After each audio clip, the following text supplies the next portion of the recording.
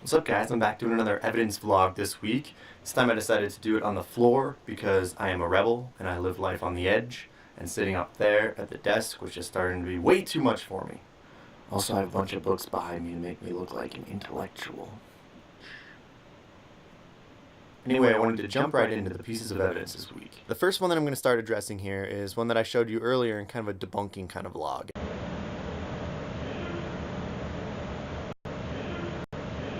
And I wanted to give a final opinion on it. I've let it sit for a little while, and I've tried to figure it out and given it some time.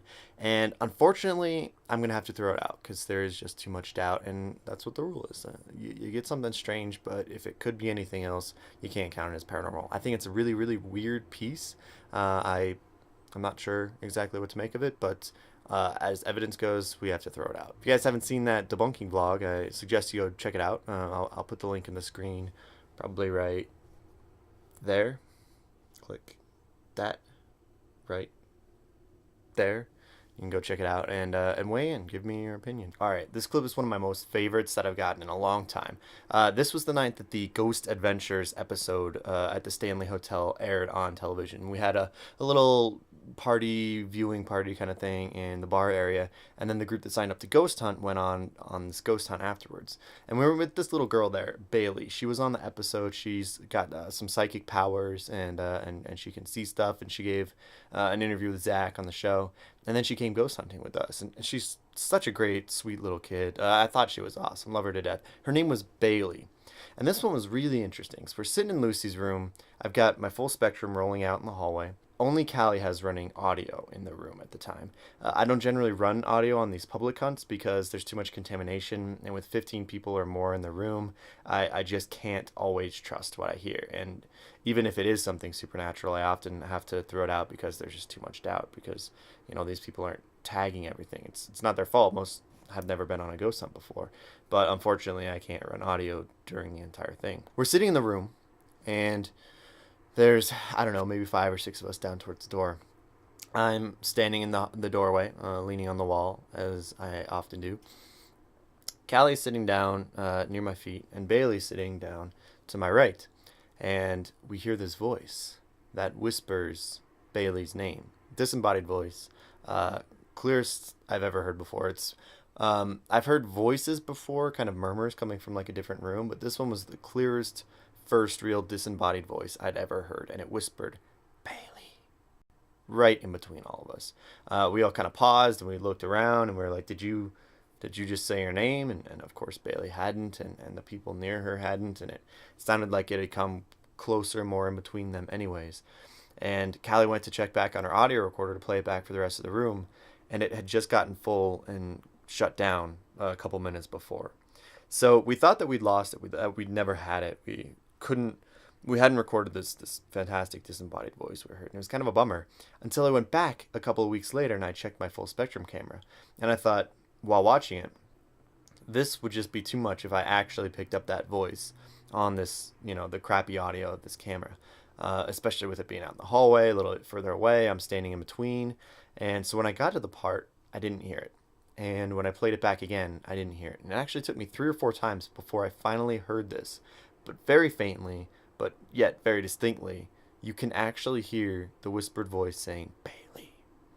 All right, I'll play it for you guys now. I'll play it a bunch of different times so that you can kind of hear it. I'll zoom in on it, but you're gonna need to put headphones on for it, really good headphones. Probably turn it on to the highest HD on YouTube, so it's real good sound quality, and turn up the volume really loud, and then you can hear it. It sounded like a woman saying hello. And he was really hungry.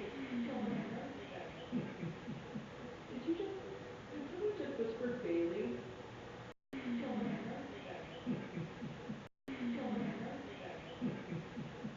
Now, generally speaking, if I had caught this and actually picked it up when I went through the audio firsthand, and I didn't know that there was a voice there, if it was an EVP and not a disembodied voice, I probably would have thrown this out. It sounds kind of like it could have been anyone in the room just whispering, or it sounded like it could have been, something mechanical, sort of 2 taps with more of a higher pitched sound that sounded like a whisper.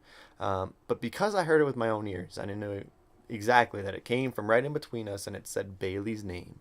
I know that from the personal experience, that I count this as really interesting evidence that we've captured a spiritual voice on camera. This next piece threw me a little bit. We're in Paul's room, maybe an hour, maybe 2 hours after we were in Lucy's room where we captured the disembodied voice first.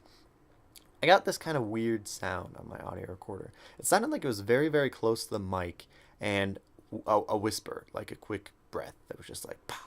Didn't know what to make of it. At first, I would have thrown it off as sort of a weird audio recorder problem, kind of an internal sound that they sometimes make. But it kind of had a breathy quality to it, kind of a voice quality. Part about hanging out with an investigator that's good at it is when they're honest.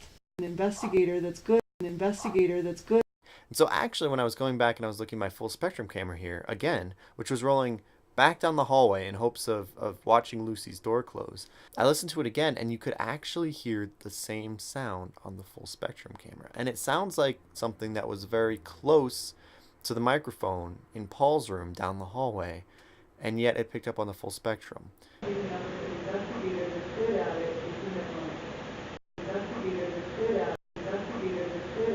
Tells me a couple of interesting things. First off, it was loud enough to be recorded on both microphones down the whole hallway, but something that we didn't tag. That's either going to be a pretty significant mechanical sound, or it's something supernatural that imprinted on both recording devices at the same time. What pushes me one way on this one is that the sound on the full spectrum cam recording is much more mechanical. And it sounds like one of the heater turning on, the pipes turning on, kind of banging around a little bit, that we often hear down there. And I think it just came through differently on the voice recorder, and it sounded more breathy and a bit different. And that's what's pushing me towards just debunking it and throwing it out. I thought that it was really, really weird and, possibly a voice, but I'm throwing it out because there's too much doubt that I think it might be mechanical. But you guys take a listen, by all means, chime in, give me some input.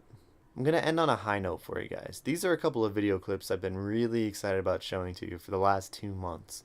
Yeah, I've had them that long, but I've had a bunch of evidence and stuff that I wanted to show you first. I've had a bunch of evidence I still needed to review. I haven't had time to make these video logs, but finally, I've gotten to show you guys. Lucy's a spirit at the Stanley Hotel, who lived there for 2 years in the basement of the concert hall in the 70s after she ran away from home. And once they kicked her out, she unfortunately passed away due to exposure in the town of Estes Park later that winter. I've had a lot of experiences with Lucy, but one of the things she's most notoriously known for is closing her door.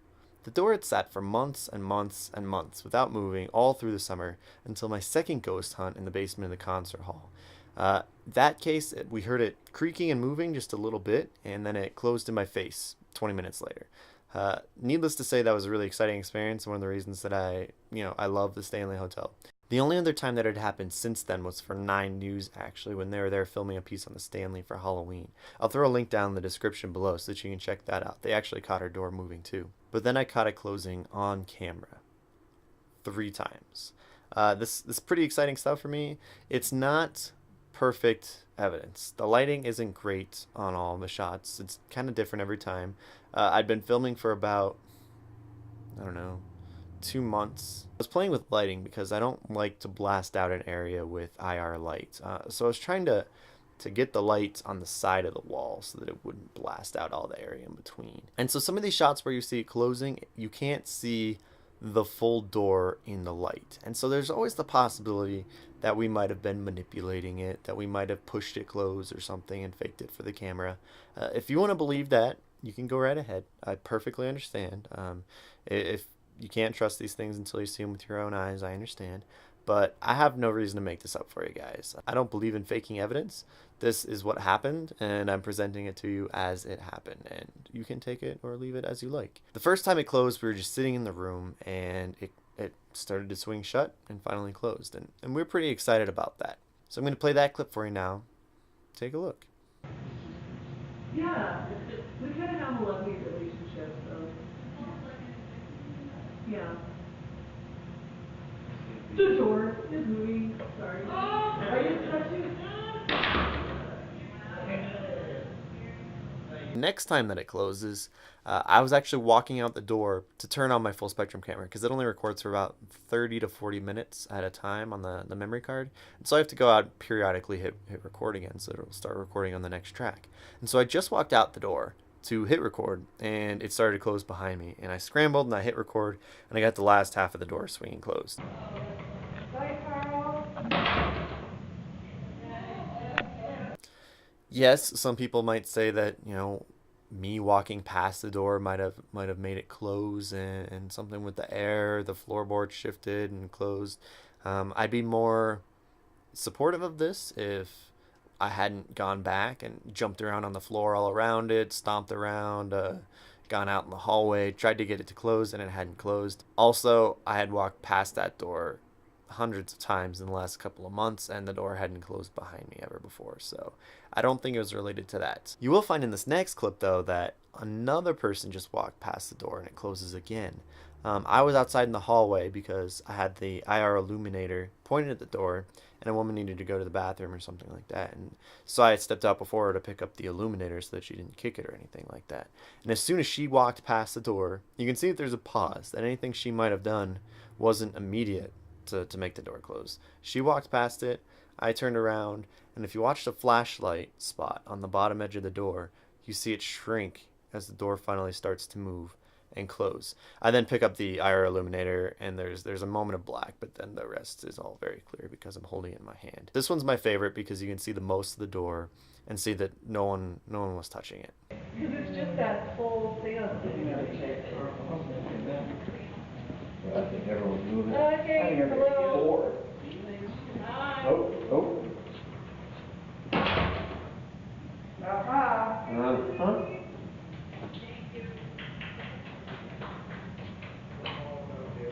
I've also done a little bit brighter, lightened up the clip. Because it's just that whole thing on the I think everyone's moving. Okay, I think everyone's hello. bored. Hi. Oh. So yeah, I thought that this one was pretty interesting. Got some of my favorite pieces of evidence. Finally got to show you guys those. I hope you liked them. But at the same time, there are some pieces that are kind of questionable too. And I just hope that it serves that you remember, always tag your stuff. Because then you have these moments of doubt where you're like, well, was that a mechanical sound that we just didn't tag because we weren't sure? Or did we just not notice it? Or was it supernatural? So remember to tag your stuff every single time. Even if you tag it 99% of the time, you always have that one moment where you're thinking, well, maybe.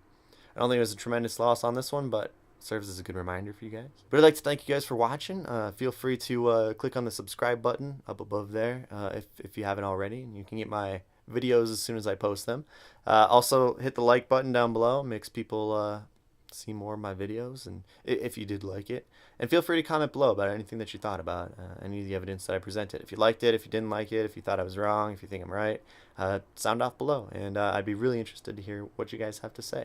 I'm planning to do another couple more of these in the next coming weeks, so definitely watch out for them. I'm glad that you watched. I hope that it didn't go too long, but I think it's some fun stuff this time. So hopefully the Stanley gives me even more that I can show you and that we can chat about in the near future. So signing off.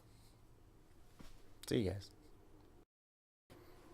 My foot is so asleep right now.